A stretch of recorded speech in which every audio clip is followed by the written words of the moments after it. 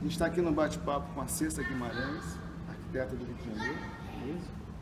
E eu queria ouvir de você o que você pensa a respeito dos próximos passos do Instituto, agora 2016 em diante. E eu queria que você falasse um pouquinho também sobre a importância do patrimônio. Eu creio que o papel do Instituto, atualmente, deve ser retomar o seu papel cultural, fortalecer esse papel cultural, no sentido de oferecer, principalmente aos estudantes, principalmente aos jovens, e aos que querem também ter uma educação continuada, por exemplo, os grandes temas ditos pelos grandes personagens da nossa arquitetura, né? Pelos arquitetos que projetam, pelos arquitetos que planejam, pelos arquitetos que operacionalizam, pelos teóricos, né? De maneira que os estudantes tenham uma noção da realidade, uma noção da prática profissional por meio de seus executores. E que o Instituto seja, além da universidade, né, e além do dia a dia pesado da profissão, um universo a mais, um universo aberto e que promova essa abertura do olhar para a cidade, do olhar para o patrimônio, do olhar para o dia a dia, para o espaço público também. O espaço público, aliás, é outro âmbito, né, que nós não temos tratado tão bem. Nós estamos muito preocupados com a arquitetura de interiores, com os equipamentos culturais, mas nós não estamos preocupados com o mobiliário urbano, com a calçada, com o ir e vir do pedestre, com o caminhar na cidade. Ou talvez com uma ligação, né, entre pequenos universos, né? A gente está mais preocupado com uma rua, com uma avenida, com uma praça, mas não a conexão dela com outros. Não com os elos, né? Com os elos, e são os elos, na verdade, que devem fazer a vida se ampliar, né? Se amplia os horizontes, criando os elos e podendo fazer com que esses elos sejam, de fato, física e concretamente usados. Sim.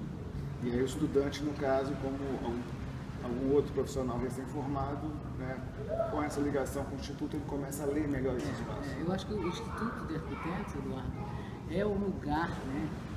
É o lugar onde tudo isso, todo esse desejo, toda essa ansiedade por melhora pode ser discutida, pode ser vista e pode ser, vamos dizer assim, vamos usar a palavra, pode ser saciada. Né? A gente pode, de uma maneira livre, o Instituto não tem obrigação de oferecer conteúdos, né? Pelo contrário, o Instituto deve se abrir cada vez mais, né? Para os jovens estudantes, para a sociedade, para os gestores públicos, apresentando exatamente essa plataforma, né? Possibilitando ser essa plataforma de vamos usar a palavra mesmo, de criatividade, de inovação. Mas isso através dos concursos, você fala nesse sentido, né? Do fomento, a discussão da arquitetura. Os concursos, os cursos, as exposições, as publicações, né? Enfim, a participação dos conselhos, né? Dos conselhos do Estado, dos conselhos comunitários, né? Dos conselhos municipais, enfim. Eu acho que o arquiteto tem essa vantagem, né? O arquiteto é um ser que aberto, né? E que possibilita aberturas. Quando a gente afirma que o patrimônio é presente, a gente tem que garantir, né, de uma certa maneira, que as melhores coisas desse presente sejam permanentes. Então, um exemplo é a paisagem urbana, a paisagem cultural urbana, né? O famoso lugar onde a gente vive, que não pode perder a sua identidade, que não pode perder os seus marcos referenciais. Né? Porque se a gente está falando do presente, a gente está falando do que está à nossa vista. Né? Então, o restauro de um edifício,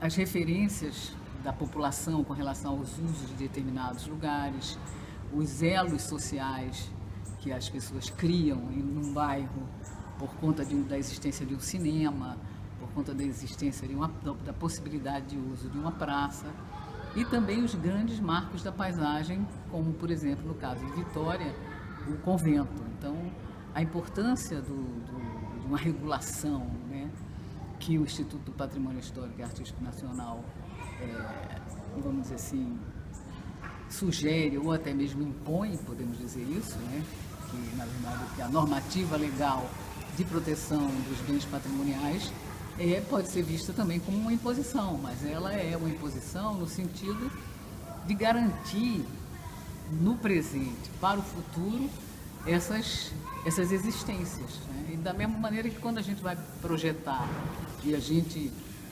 indica que as pré-existências são importantes, são as realizações do passado que nós queremos manter, né? Queremos que elas nos ajudem a melhor definir esse momento presente. O patrimônio é o presente. Então, o patrimônio não é uma coisa do passado. O patrimônio é o nosso dia a dia. O patrimônio é o que nós carregamos, o que nós levamos, o que nós acreditamos para o futuro. E onde nós aprendemos mais. Então, por exemplo, como as coisas foram construídas, de que maneira os materiais foram utilizados, como é que aquele espaço foi pensado, como a linguagem daquela edificação, linguagem resumindo essa maneira de articular materiais e técnicas, né, e também de admitir que as espacialidades podem ser transformadas, porque esse patrimônio ele precisa ser utilizado, o que significa que ele é reutilizado, que ele é refuncionalizado. Então, eu acredito no patrimônio porque as estruturas urbanísticas, as estruturas arquitetônicas do passado, se elas estão até hoje, se elas permanecem até hoje, é porque durabilidade tiveram, funcionalidade tiveram e podem ser, nesse sentido, úteis para a nossa vida, né? Não precisamos passar o trator nas ruas do centro histórico, não precisamos impedir que o vento, que o ar circule, que o sol penetre nos lugares, criando paredões, arranha-céus. Aliás, uma coisa importante para se observar e se pensar é em que medida a gente vai evitar que os edifícios de 55 pavimentos se transformem em arranha-céus, em ruínas, em grandes sobrados arruinados, né? Como é que vai ser isso nos próximos 50 anos? O patrimônio é hoje, é isso que importa pensar.